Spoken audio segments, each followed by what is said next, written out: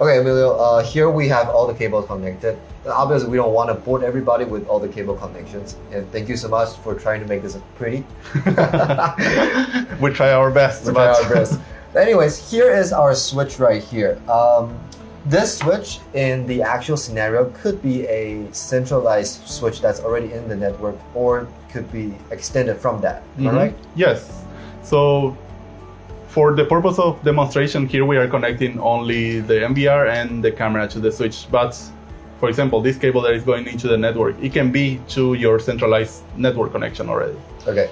So so there's a purple light blinking there. That is for the PoE, am I right?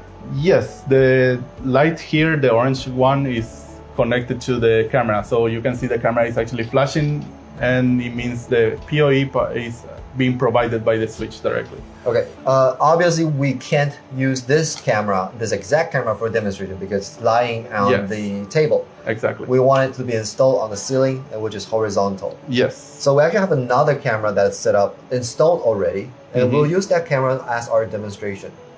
Here we have the, I believe this is the live view from the camera, right? Yes, this camera we have installed right here, just outside this door. Yeah. Okay. So we're going to do two things here because we one monitor right now is what we got. Well, let's configure the camera first, and then let's configure the NVR. Yes, actually, well, in the configuration of the camera, it will be the whole main part of the process. So let's go on this part first. Now, what I'm seeing right now is the camera is looking pretty horizontal and looking straight down. That's the ideal situation that what we were looking for, right? Exactly. We want to have it as flat as possible, looking straight down to the floor. Okay, so what do we need to do after the camera powers on? What's the next step? Well, the next step, it will be after you get the connection to the camera, then you will see this package link here. Okay. It will show stereo tracker. Got it. Just click on it. And it will take you to the page to configure the counting camera. All right. So here on the configuration part, the configuration is actually very easy. The only thing you need to worry about is the installation height. Can you walk us very quickly on what are the very basic fundamentals we need to do to get the camera running? Well, to get the camera running is you connect the PoE to the camera. Yep. Then you connect your computer or your PC to the same network of the camera. Okay. And you will be able to search for it with either with a Shepherd, or if you already have a fixed IP into the camera, then you can just directly set up the IP into the browser and you will enter it into the camera. Camera-wise, what do I need to do here? Okay.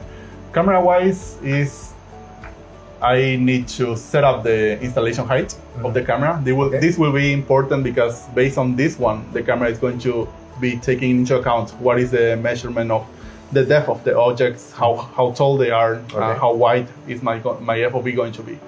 So this will be the most important step for the camera. I can see that it pretty much walks me through all the 5 steps I need, right? Exactly. So the step 1, it will be the installation height. Then tilt, ideally, will be 0. We want to be as flat as possible. Yeah. And then we do the save and calibrate process, which is going to take the camera into the process of actually setting up the correct configuration based on this installation height. So after this step, the camera should be able to detect any people or human walking inside the field of view. Yes. Actually, if you have a person walking on through the FOV of the camera, then you will be able to see the ID, the height, the tracking block. You will be able to see how the camera is running in real time. Are we able to count at this stage? Well, at this stage, you are not able to count yet because what you need to do next, it will be to configure the rules of the counting, the analytics rules. Okay, can you show us how to do that? Yes.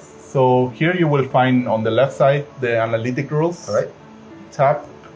After you click on it, then it will show you the bottom of Add New Rule. Okay. After you press on it, we will select flow path counting. Okay. We can set up a name for it. Like, for example, count store A. Or test. That's the best thing.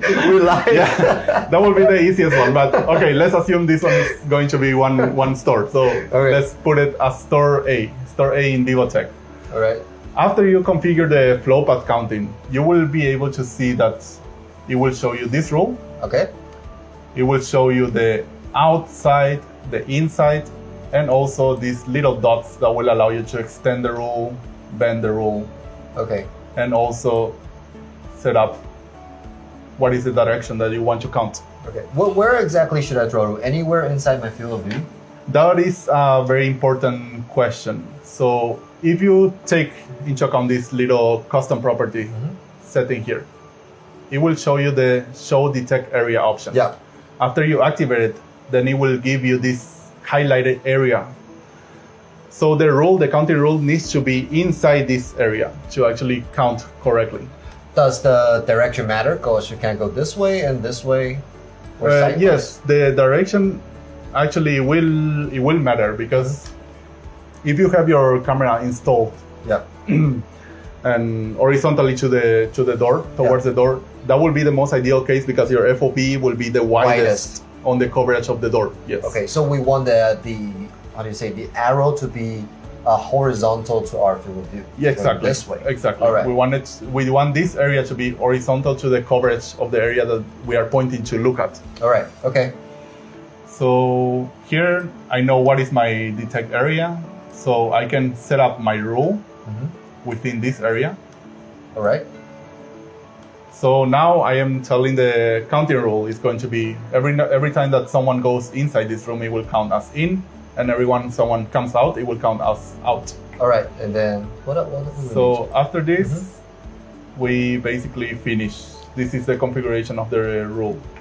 Now, something that we've touched a little bit earlier in our unboxing is stitching. If you have a wider door, where do they configure that?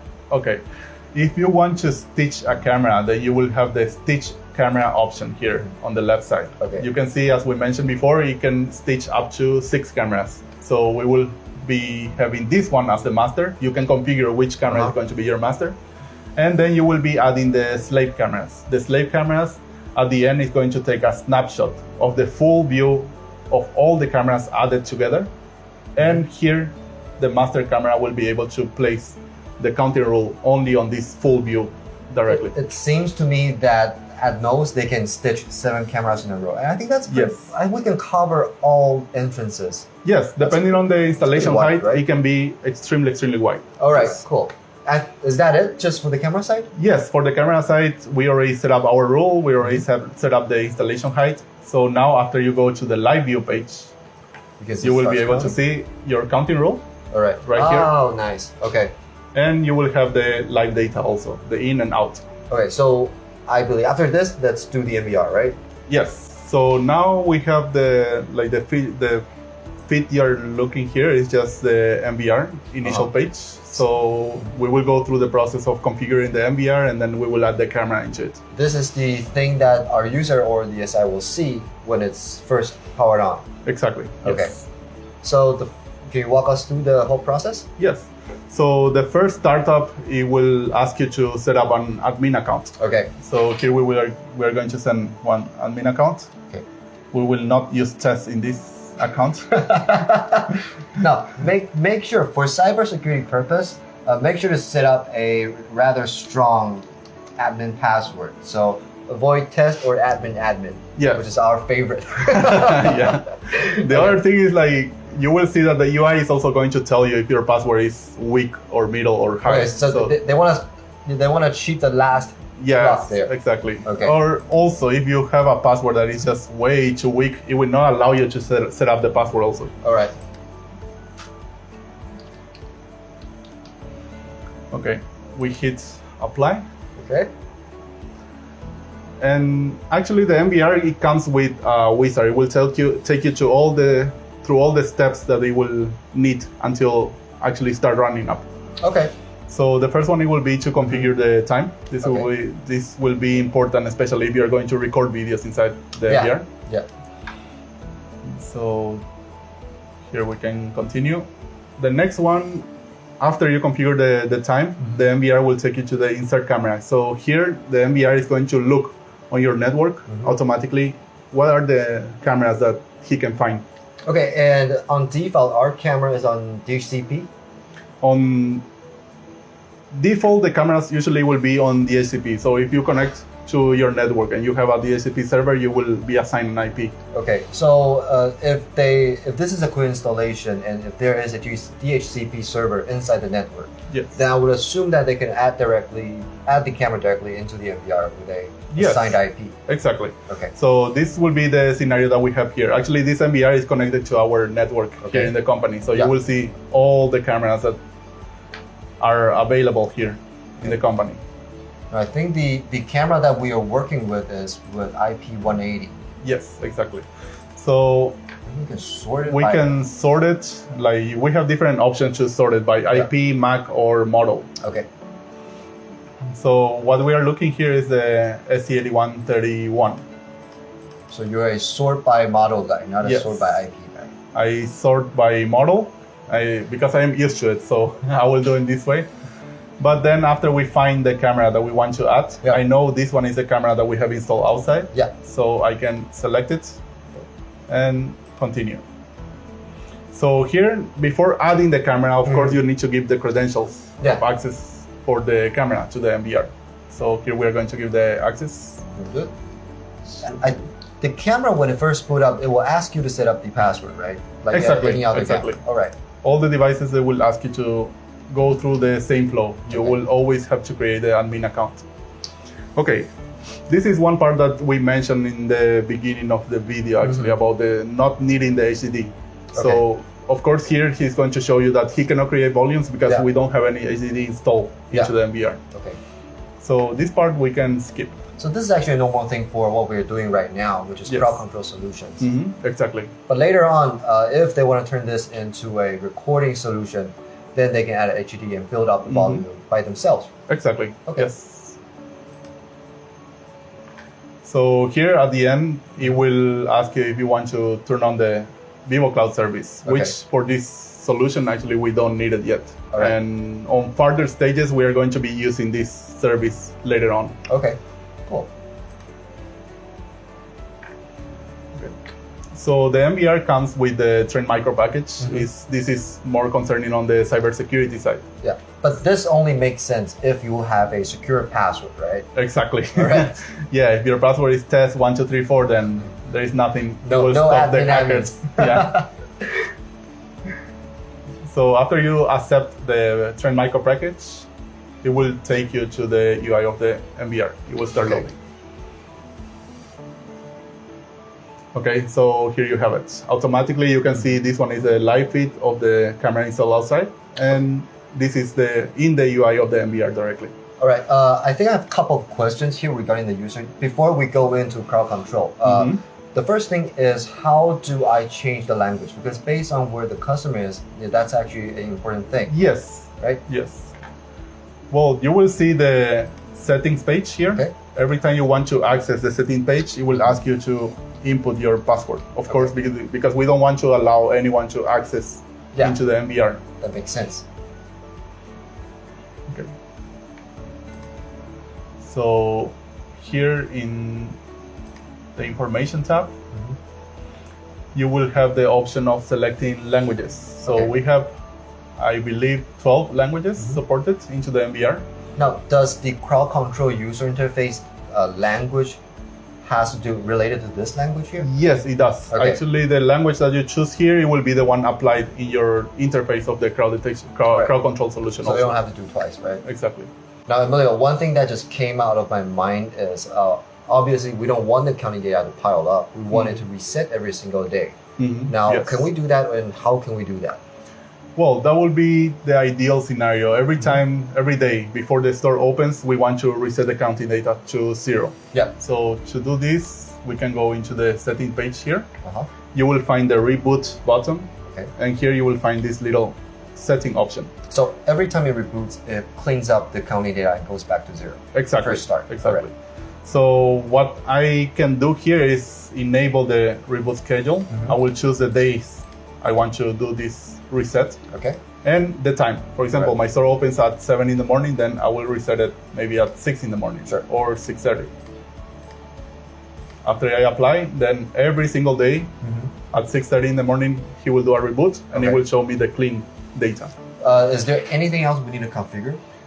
At this point, we actually have everything that we need for the system to start running. So that's all what we're going to do to get it running. Yes, exactly. Well, so now the main question is, where do we see the dashboard?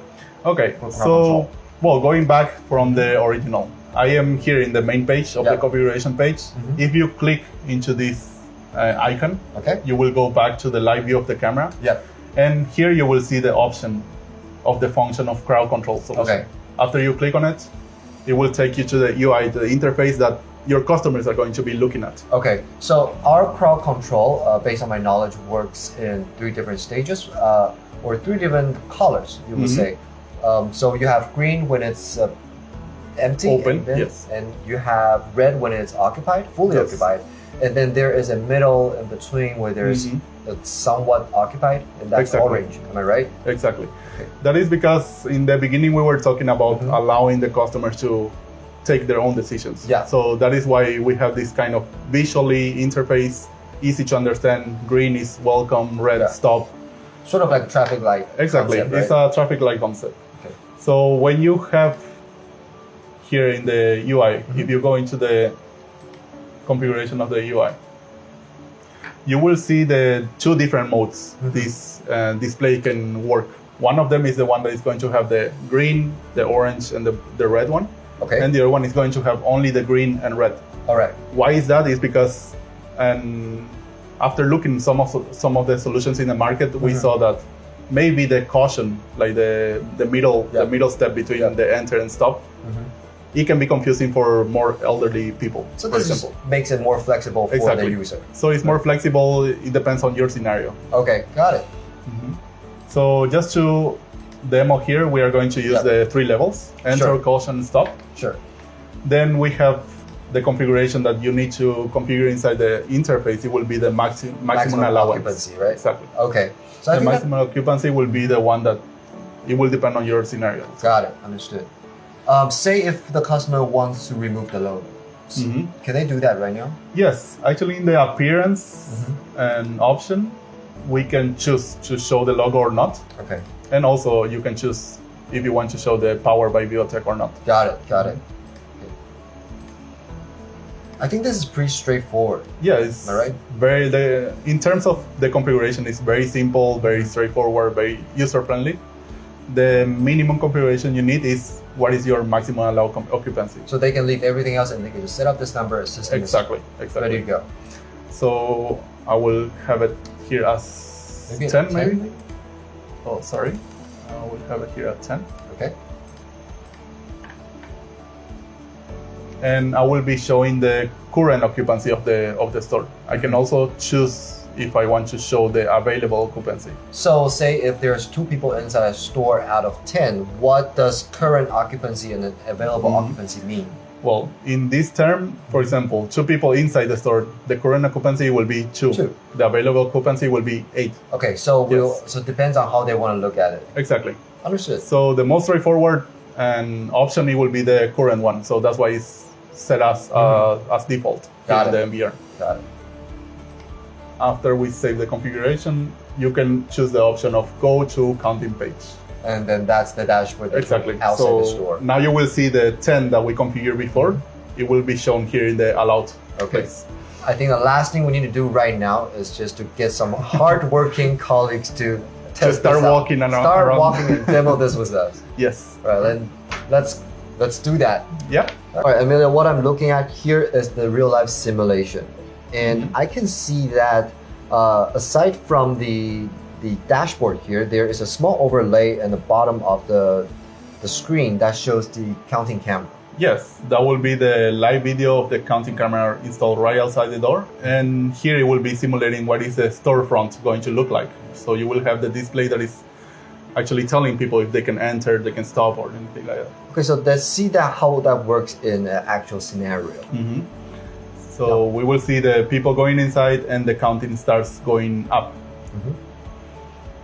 So in this scenario here, after we see that we are approaching 10, you will see the caution. Yeah. The caution page. So we will see our coworker is actually putting on the mask and then going inside. So she's taking an informed decision of going inside to the store or not. And now you, without a mask, will stop because Exactly. that's what it says. So one person comes out, another one. So now I have the caution. I have the choice of going inside or not. Yeah. But since I didn't take my mask from home, then I will wait until the screen is green and then I will go inside. And you will enter. Mm-hmm. All right, Emilio, I think we can conclude this with saying that this is not just a crowd control solution. Mm-hmm. This is actually a 3-in-1 solution we can provide to our customer, right? Exactly. So it's a crowd control solution. Mm-hmm. You have the surveillance part and you also have the business intelligence part with the people counting camera. Okay. Well, it's great to have you here with me today. Thank you very much. Yeah, you always bring so much technical information onto the table. That's great help for me. Thank you. Yeah. So that's this episode for the VIVOTEK show. And if you're interested to our crowd control solution, feel free to contact us and there will be a link in the description box below. We'll see you next time. Bye-bye. Bye.